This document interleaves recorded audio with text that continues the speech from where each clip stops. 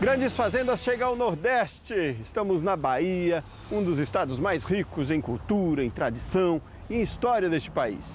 E aqui hoje e nos próximos programas nós vamos conhecer os antigos engenhos de açúcar dessa região que foram tão importantes para a economia do estado e do país.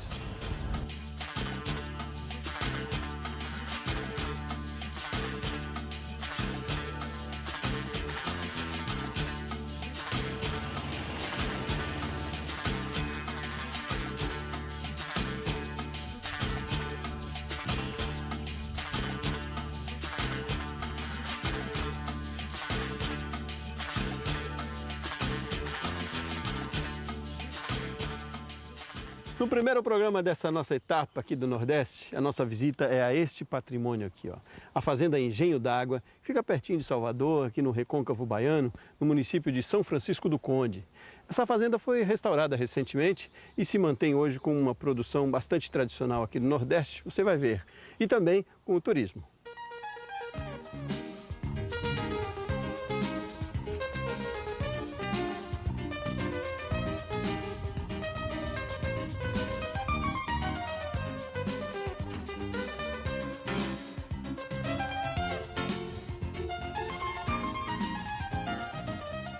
Bem, eu falei que essa é uma propriedade produtiva, inclusive com cacau. Nós estamos aqui na frente de 2 pés de cacau. Está comigo o Mário Ribeiro, é o proprietário desse patrimônio aqui muito bem conservado, né, Mário?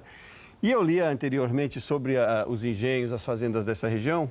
Poucos, talvez nenhum, tenha esse capricho, eu diria, com essa preocupação com preservação. Me conta um pouco dessa sua história aqui, como é que foi isso, como é que você encontrou esse local?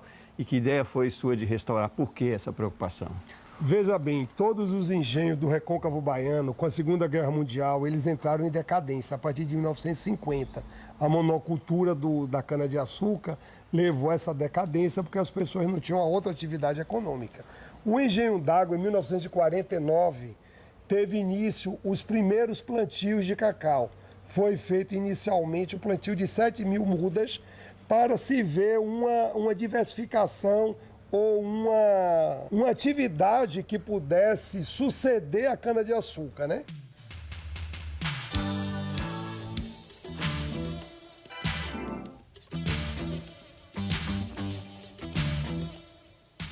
Eu, quando comprei a fazenda, foi em 2002.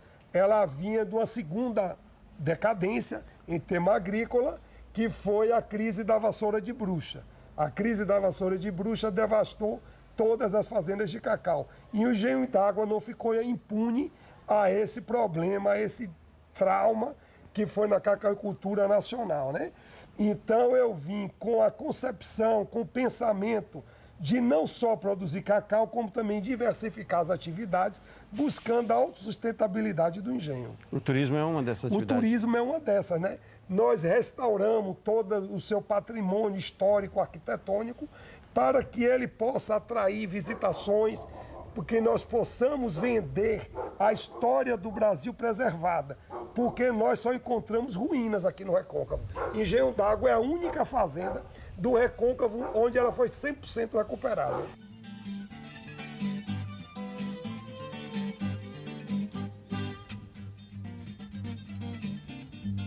Essa arquitetura, ela é uma arquitetura portuguesa.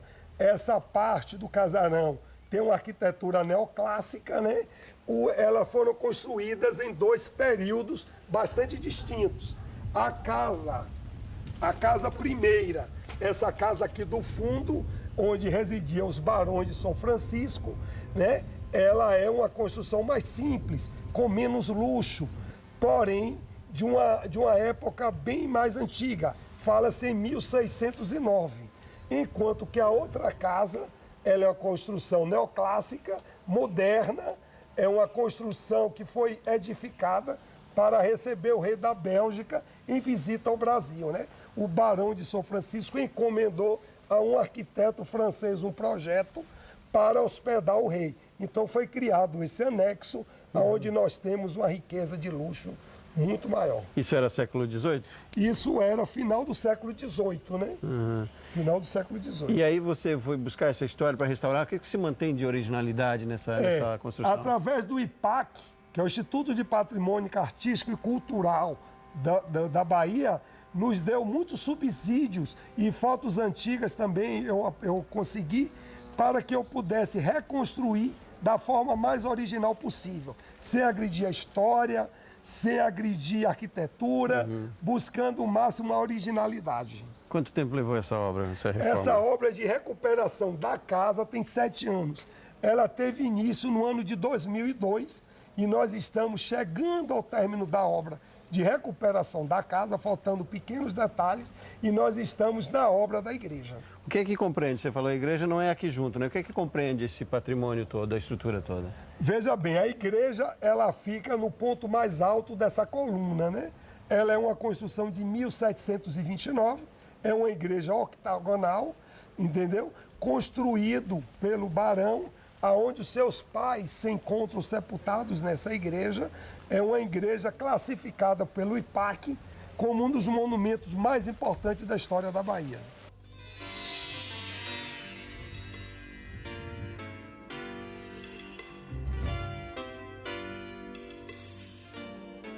Eu acho que a história não só pode ser contada pelos dominadores, e sim pelos dominados também. Então, a população de dominados, que eram os negros escravos, era muito maior do que a de dominantes, que eram dos senhores dos barões. Então, eu acho que a gente também tem que focar esse povo, que se não fosse essa mão de obra barata, certo? Nós não tínhamos esse esplendor da cana-de-açúcar e essas construções monumentais que nós temos. Então, eu achei por bem que eu teria que prestar uma homenagem ao negro, que foi ele que forneceu a sua vida, a sua força, para erguer todo esse patrimônio.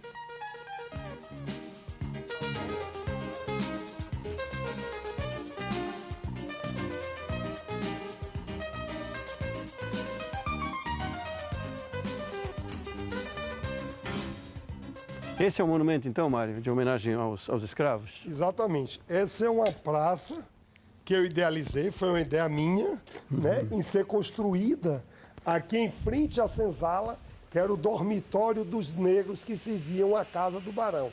Né? Os negros que trabalhavam na agricultura ou na indústria moravam em outra senzala. Agora, os negros que serviam a casa, as amas de cama, os negros da casa, dos serviços do lado doméstico, passaram a dormir aqui embaixo, que eu busquei, então, prestar essa homenagem à sua frente, porque acho que é uma homenagem justa a um povo que tanto sofreu para que esse patrimônio tão bonito estivesse aí erguido. Espetáculo. Esse é um texto seu?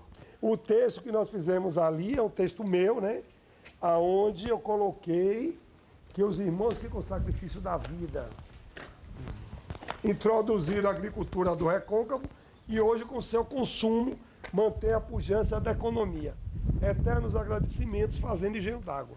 Eu peguei o artista, dei a ele esse texto e disse: veja de que forma você vai colocar de que não vai interferir no resultado do seu trabalho.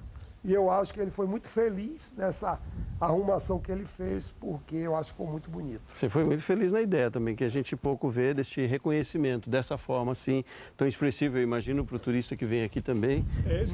Nós presenciamos algumas visitas chorarem de emoção, né? Eu recebi aqui uns 60 dias atrás umas pessoas da Ilha da Madeira, né? Foram os professores universitários da Cor Negra, que quando chegaram aqui se emocionaram e choraram bastante.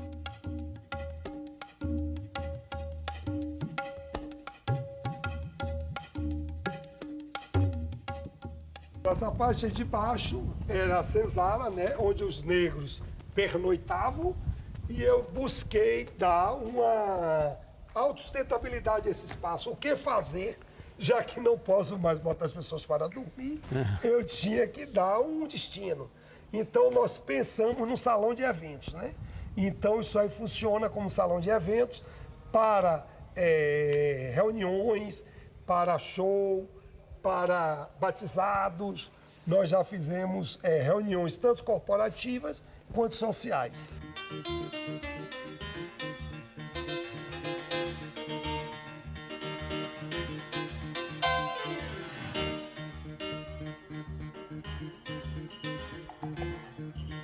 Entrando aqui pela senzala, a gente chega no interior do casarão. Nós vamos fazer um intervalinho agora. Daqui a pouco, então, a gente vai conhecer a casa por dentro e vamos falar um pouco mais da história do cacau que voltou a ser produzido aqui nessa fazenda. Isso daqui a pouquinho, então.